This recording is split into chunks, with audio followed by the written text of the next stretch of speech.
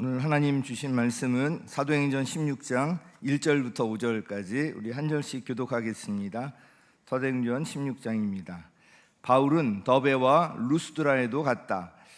거기에는 디모데라는 제자가 있었는데 그의 어머니는 신앙이 돈독한 유대 여자이고 아버지는 그리스 사람이었다.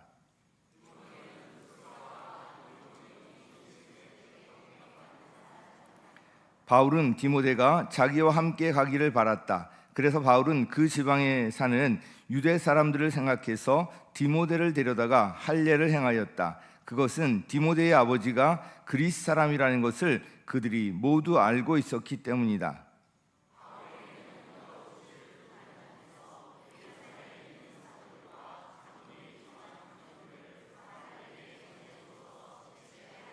함께 읽습니다. 교회들은 그 믿음이 점점 더 튼튼해지고 그 수가 나날이 늘어갔다. 아멘. 지난 주일에 은혜 많이 받으셨죠?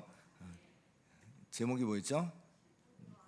니고데모와 함께 이런 제목이었는데 거듭남에 대한 말씀을 이제 들었습니다.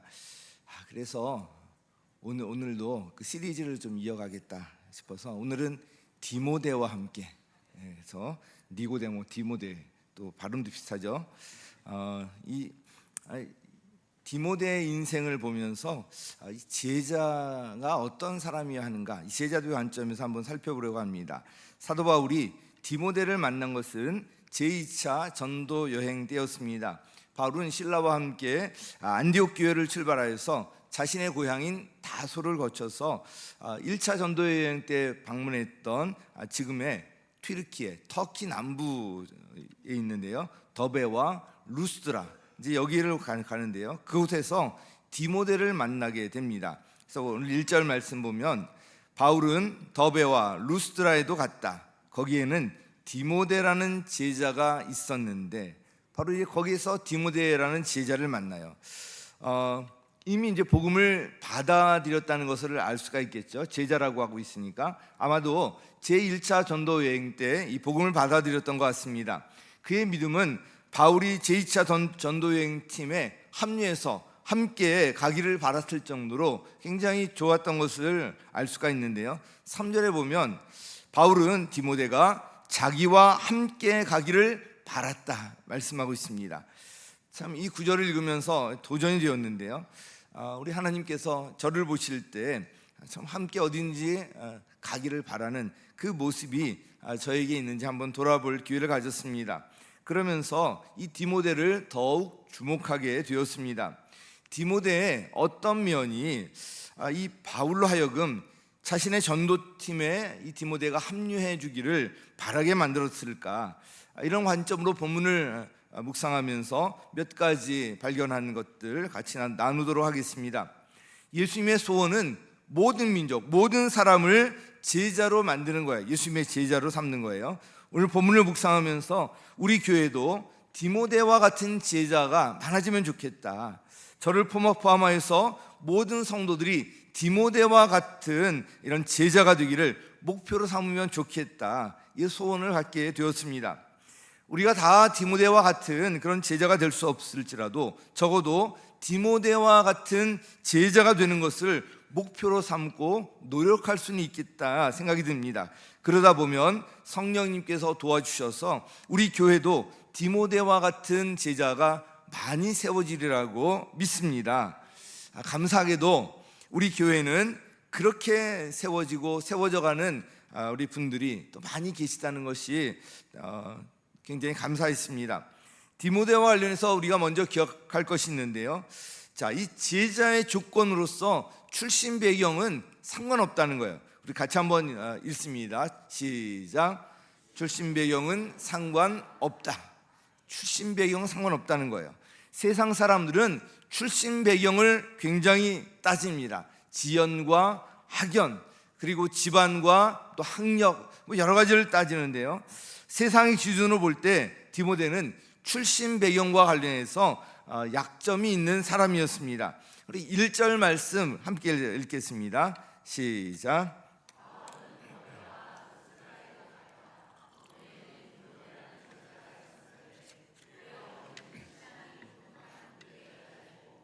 아버지는 그리스 사람이었다. 자, 이 디모데의 어머니 신앙이 돈독한 유대 여자였다. 그래서 어려서부터 신앙적으로 이 디모데의 아들을 잘 준비시켰습니다. 그런데 그의 아버지는 유대인이 아닌 그리스 사람이었어요. 한마디로 그는 이방 땅에서 혼혈로 태어난 그런 사람이었습니다. 순수 혈통을 강조하던 유대인의 입장에서 보면 이 디모데는 큰 약점을 지니고 있었던 것입니다. 게다가 그의 출신 배경에 대해 사람들이 다 알고 있었습니다. 3절 세 번째 문장 보면 그것은 디모데의 아버지가 그리스 사람이라는 것을 그들이 모두 알고 있었기 때문이다. 자, 이런 디모데를 데리고 가는 것 큰 부담일 수 있잖아요. 그럼에도 불구하고 디모데를 택합니다. 하나님의 보시는 관점이 다르기 때문에 그래요. 세상과 달라요. 하나님 앞에서 출신 배경은 아무 상관이 없습니다. 하나님의 선택 기준은 그 출신 배경이 어떻든 전혀 상관이 없습니다. 출신 배경으로 따진다면 사실 예수님도 그렇게 뛰어난 그런 집안이 아니고요, 평범한 그런 집안 출신이었습니다. 경제적으로 부유한 집안도 아니었고요. 게다가 예수님은 나사렛에서 성장하셨는데요, 나사렛은 당시 주목하지 못하던 변방 지역이었습니다. 예수님의 제자들도 마찬가지예요. 베드로, 야고보, 요한, 예수님의 곁에 이 핵심 주요 제자들인데 이들도 보면 다 평범한 어부 출신들이었습니다. 세상적인 기준으로 볼 때 속된 말로 보면 별 볼 일 없는 사람들이었어요. 그러나 하나님의 관점은 세상과 다릅니다. 이 빌레몬서에 보면 하나님의 관점이 더 분명하게 드러나는데요, 이 빌레몬에게 종이 있었네. 누구죠? 오네시모. 그런데 그가 주인인 빌레몬의 집에서 어떤 일로 도망쳐 나와서 로마로 가게 돼요. 당시 주인에게서 도망친 종이의 목숨은 주인에게 달려 있었습니다. 그런데 그가 로마에 가서 바울을 만나게 됩니다. 참 인생에서 누구를 만나는가 이게 아주 중요한데, 바울을 만난 것은 오네시모의 인생에 있어서 아주 더없는 축복이었습니다. 그는 바울에게서 복음을 듣고 변화되어서 하나님의 충성스러운 일꾼이 됩니다. 빌레몬서는 복음으로 변화된 이 오네시모, 비록 주인 집에서 도망쳐 나왔지만 그가 이제 변화되었다, 예수를 믿고 변화되었는 이 오네시모를 다시 빌레몬에게 돌려보내면서 빌레몬에게 이 오네시모를 받아줄 것을 요청하는 사도 바울의 편지입니다. 사도 바울은 오네시모의 주인인 빌레몬에게 이렇게 부탁합니다. 빌레몬서 1장 16절 시작.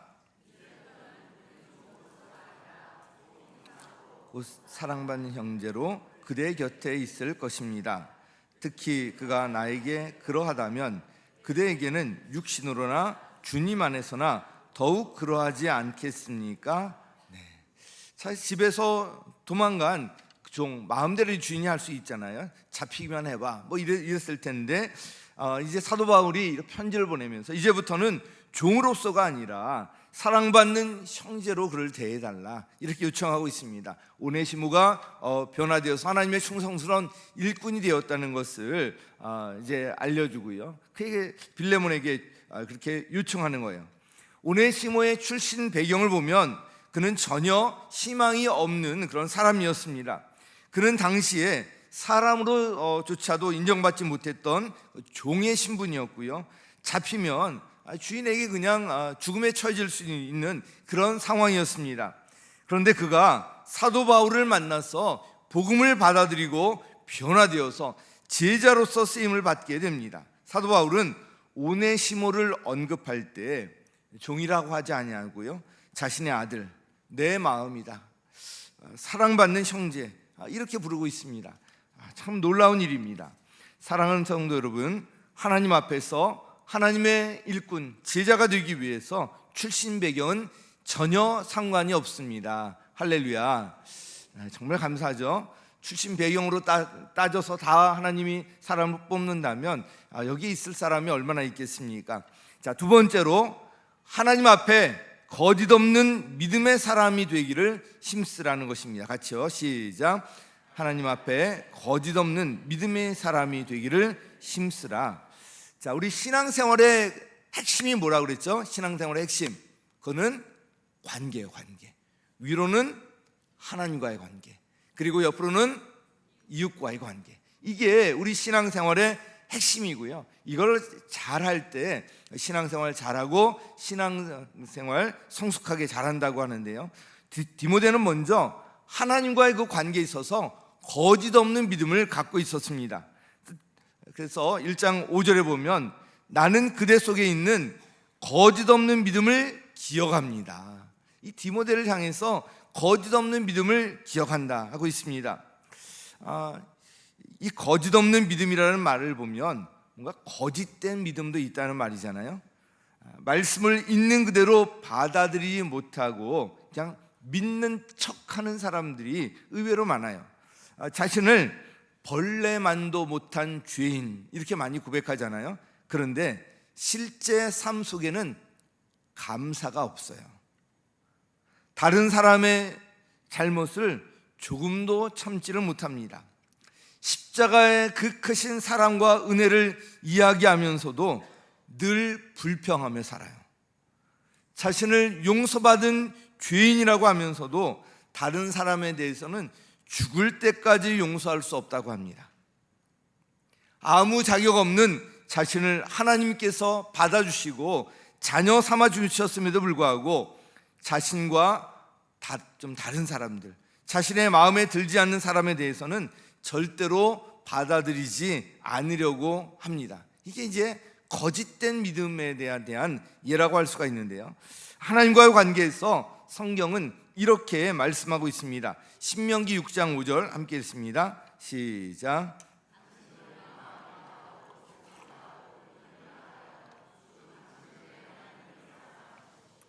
마음을 다하고 뜻을 다하고 힘을 다하여 누구를 사랑하라고요? 하나님을 사랑하라. 하나님을 사랑하라. 이 거짓 없는 믿음은 바로 이 하나님과 친밀한 사랑의 관계 가운데 나와요. 내 안에 있는 모습이 어떤 것인지 한번 우리 자신을 살펴봤으면 좋겠습니다. 만일 거짓으로 가득 차 있다면 하나님과의 관계를 한번 점검하시고요, 복음의 기본으로 이제 돌아가시기 바랍니다. 복음의 기본은 다른 것이 아니라 말씀을 가까이 하고요, 기도의 자리를 다시 지키는 거예요. 이런 시간들을 통해서 하나님과의 관계에 회복해 나가는 것입니다. 디모데는 거짓 없는 믿음을 갖고 있었습니다. 사도 바울이 이 디모데를 함께 데리고 가고자 했던 것은 바로 그의 이 거짓 없는 믿음 때문이었어요. 그런데 이와 관련해서 주목할 것이 있습니다. 디모데는 그의 거짓 없는 믿음을 어떻게 갖게 되었는지, 우리 한번 이 디모데에 대해서 중요한 부분이 여기에 있는데요, 무엇보다도 디모데는 그의 거짓 없는 믿음을 부모 세대로부터 전수받았다는 걸 알 수가 있습니다. 우리 디모데후서 1장 5절 하반절 같이 한번 읽겠습니다. 시작. 그 믿음은 먼저 그대 외할머니 로이스와 그대 어머니 유니게 속에 들어있었는데 그것이 그대 속에도 깃들여 있음을 나는 확신합니다. 자, 외할머니와 어머니에게 있던 거짓 없는 믿음이 누구에게 전수됐어요? 디모데에게 전수되었다는 거예요. 디모데의 외조모인 로이스와 또 어머니 유니게에 대해서 이미 알고 있었던 이 바울은 그들의 믿음이 디모데에게 그대로 전수되었다는 것을 확인해 주고 있습니다. 부모 세대가 먼저 이 믿음의 본을 보이면서 그 신앙이 자녀들에게 전수되도록 하는, 여기에 우리가 힘써야 할 것입니다. 요즘 강조되는 것이 이웃전도 수평구원, 이거 중요하지만 우리가 그동안 잘 하지 못했던 수직구원, 우리 자녀들에게 믿음이 전수되는, 여기에 대해서 우리 굉장히 지금 강조가 되고 있는데요, 바로 이 디모데가 그 표본이에요. 할머니와 어머니의 그 믿음이 이 디모데에게까지 전수되고 있는 것을 볼 수가 있습니다. 하나님과의 관계에서 거짓 없는 믿음을 가질 때 주님의 제자라고 할 수 있을 것입니다. 우리가 거짓 없는 믿음을 갖길 사모하고 이를 위해서 힘쓸 때 우리의 힘으로 비록 안 될지 몰라도 그러나 성령님께서 우리를 도우실 것입니다. 기뻐하시기 때문에 도우시는 거예요.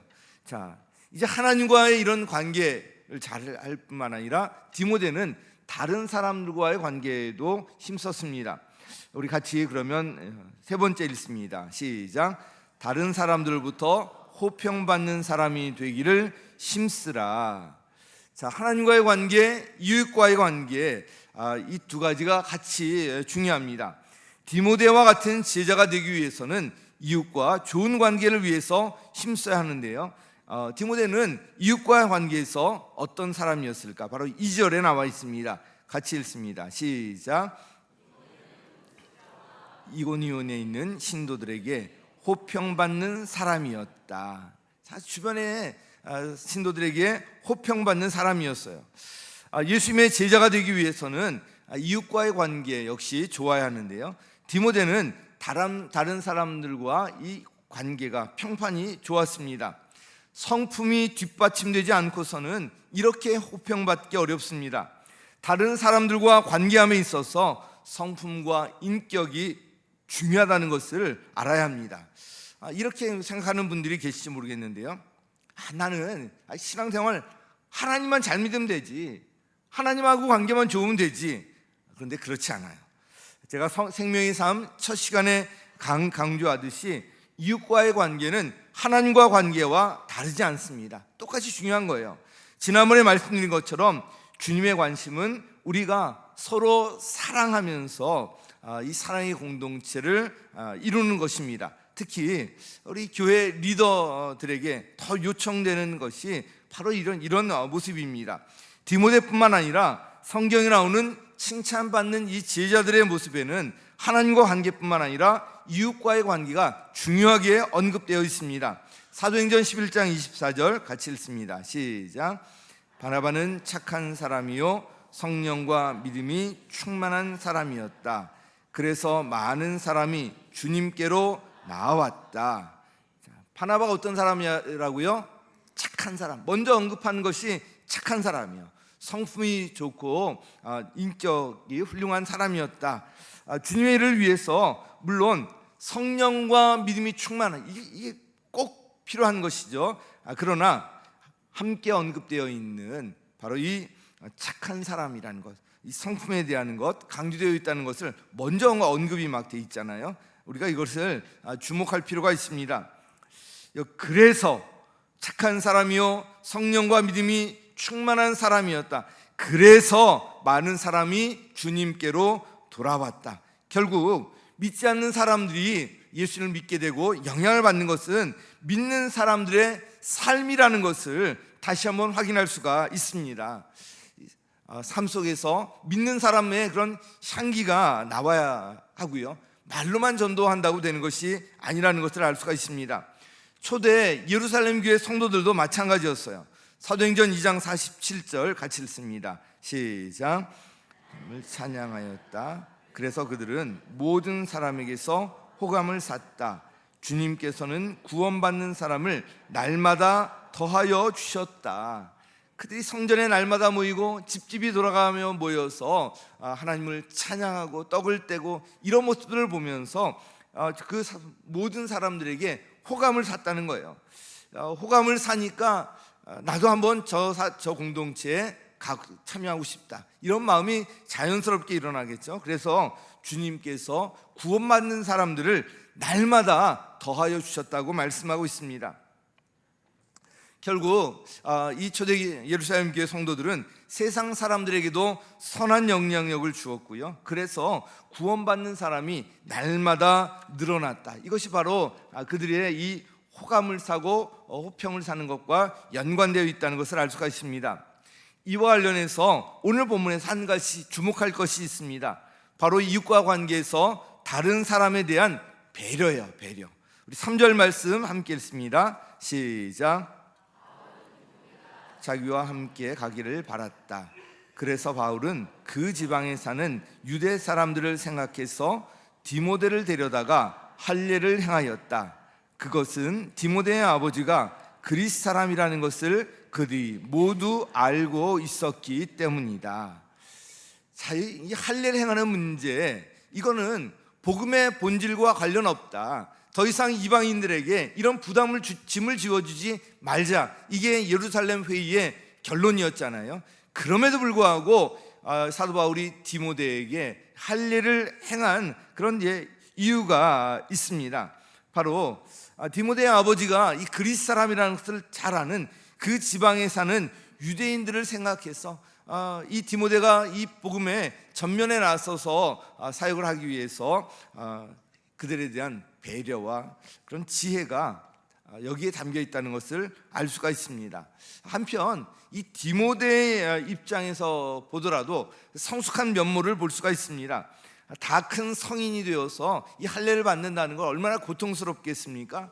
그리고 예루살렘 회의에서 더 이상 할례를 강요하지 마라, 그런 짐을 지우지 말라, 이것을 다 알고 있었던 디모데, 왜 내가 할례를 받아야 합니까? 이러면서 거절할 수도 있었겠지만 아직 젊고 혈기 있는 디모데 아니었습니까? 그럼에도 불구하고 자신의 이 모든 생각을 내려놓고 사도 바울의 이런 권유에 순종하여서 그대로 따릅니다. 구체적으로 기록되어 있지 않지만 그 행간을 통해서 뭔가 리더에게 순종하고 다른 사람을 배려하는 디모데의 성숙한 면모를 확인할 수가 있습니다. 하나님께 쓰임받는 제자가 되려면 바로 이렇게 다른 사람에 대한 배려의 모습이 반드시 있어야 합니다. 디모데의 순종과 다른 사람에 대한 배려는 그대로 세상의 영향력으로 나타났고요, 교회 공동체를 견고하게 만들게 되었습니다. 우리 5절 말씀 함께 읽겠습니다. 시작. 튼튼지고 그 수가 나날이 늘어갔다.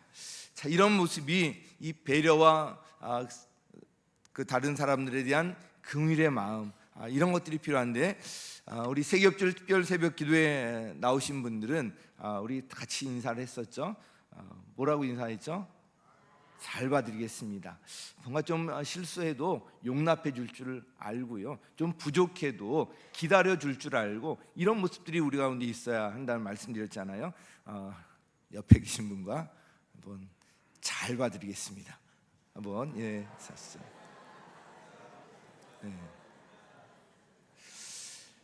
잘 봐주려는 이런 마음이 공동체 안에, 우리 가족과 목장과 교회 공동체 안에 넘칠 때 우리 이 공동체가 정말 행복하고 건강하게 세워질 수가 있습니다. 그래서 꼭 기억하세요. 잘 봐드려야 돼요. 잘 봐주려는 마음이 있어야 합니다.